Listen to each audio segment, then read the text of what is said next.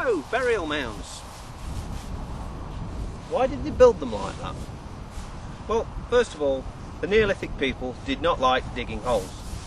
So, somebody in the tribe would die and they'd go and wonder what they're going to do with the dead body. So they'd take it into the middle of a field and lay it down. Now, that's okay, but stuff like crows and everything would start eating the body and it wouldn't look very nice after a few weeks. So they decided it was best to bury them. So that's what they did. Loads of earth and they kept burying the body. The only trouble with the Neolithic people were they didn't really know when to stop chucking earth on them. And so ended up with mounds like this. Ruddy grit carbuncles on the landscape. So there you could see a burial mound or barrow. Why were they called barrows? Well, we're going to go now to Silbury Hill in wild, weird Wiltshire, and there we're going to find out the answer. So here we are in wild and weirdy Wiltshire once more, and at the site of none other than Silbury Hill. And we all know that it was built by Mr. Silbury, who was, in all truth and effect, the inventor of the wheel. He invented the wheel and shortly thereafter the wheelbarrow, and to prove its worth, he built this monument, Silbury Hill. And to honour Mr. Silbury's invention, henceforth all burial mounds were known as barrows. After that this was built, and this is West Kennet Long Barrow. And because it was built using Mr. Silbury's barrow, there you go. We see the entrance, or the original entrance, is guarded by this massive stone, easily as impressive as anything at Avon.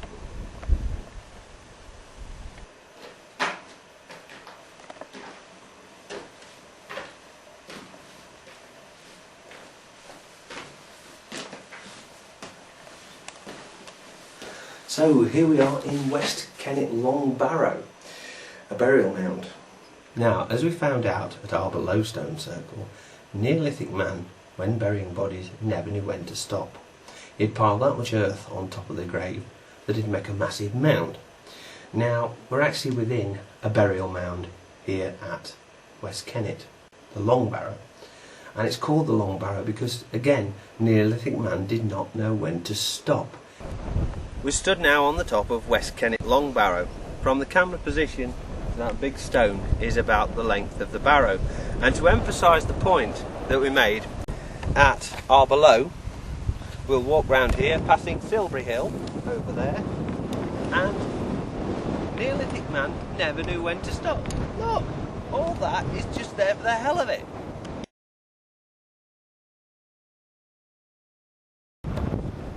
So here we are on a very windswept Hackpen Hill, a side of a chalk horse. Now, chalk figures are a big thing in the south of England, around Wiltshire, Oxfordshire, there's a few in Buckinghamshire, and I think there's one in Dorset as well, which we may have a look at later. Now, we're going to show you all the Wiltshire horses plus the Uffington one, so let's go and see them. So, Old Barnes chalk horse, one of the bigger ones.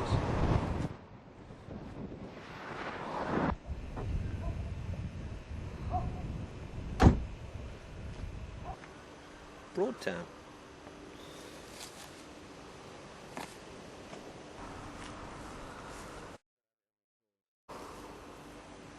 The white horse at Share Hill, yet another white horse.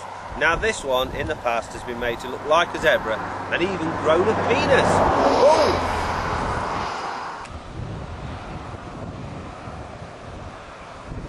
Newest of all the chalk horses, Devises.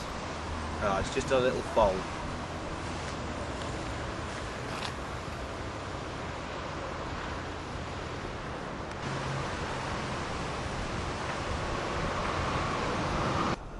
Hackpen Hill.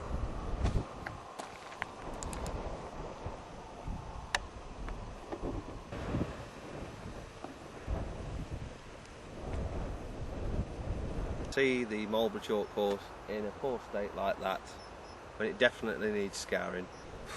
Marlborough.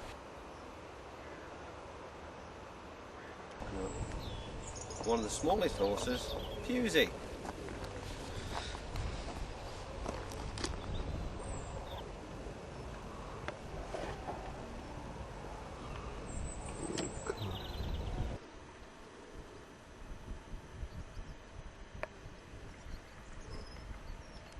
So here we are at another location in wild and weird Wiltshire, Westbury to be exact, and the site of yet another chalk horse. Or is it? Well, actually this is the largest of all the horses in Wiltshire, but it's not exactly a chalk horse.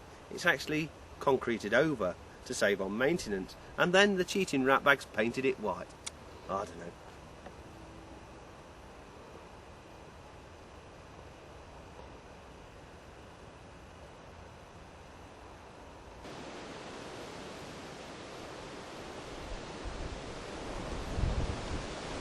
Here we are in wet and windy Oxfordshire, looking at yet another chalk horse. On the hillside behind me is Uffington, which, and let's be honest, sounds like you're being sick. It's been likened to a dragon, as St George is supposed to have killed the dragon on Dragon Hill nearby. It's also been likened to a cat, but my cat Cleo's not here, so she can't pass comment. And even if she did, it'd probably be meow. So anyway, have a look, it's a bit stylized. Man drew it, and he hadn't got a box of crayons.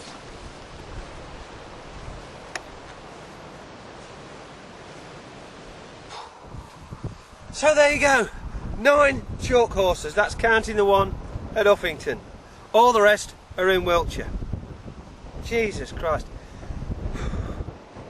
Some interesting ones, some, well, quite frankly, look like a kid's drawn them. But the question keeps coming back to me time after time. Why is it always a bloody horse? I mean, come on. Didn't they have cats and dogs in them days? Had they no imagination? Oh, Uffington's had a horse, we'll have a horse as well. Didn't they like sheep in them days? Why is there never a chalk sheep? I mean, come on. Bit of variety, please. Jesus Christ. Anyway, I've had enough of chalk horses. Let's go and see if we can find something else.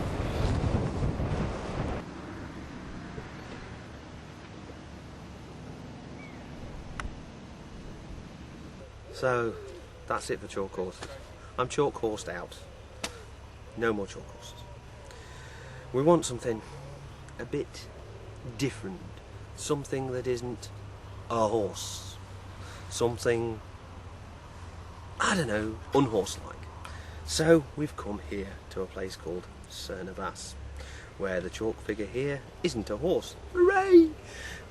And he's a guy with a massive club and a massive penis. Testicles to match.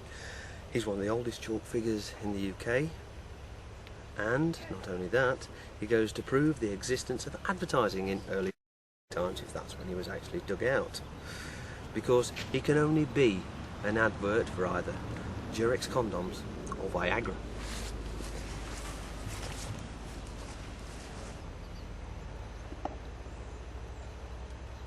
We found the remains of a crop circle.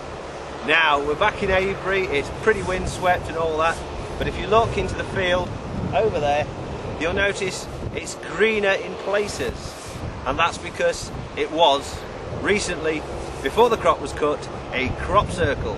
So, was it vandals or was it aliens? All the stalks are flattened and lying flat.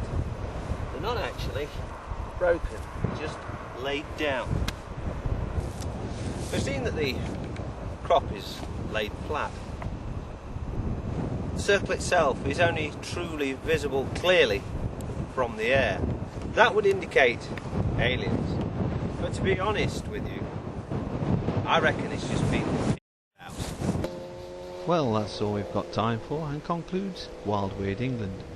So until next time, we'll see you then.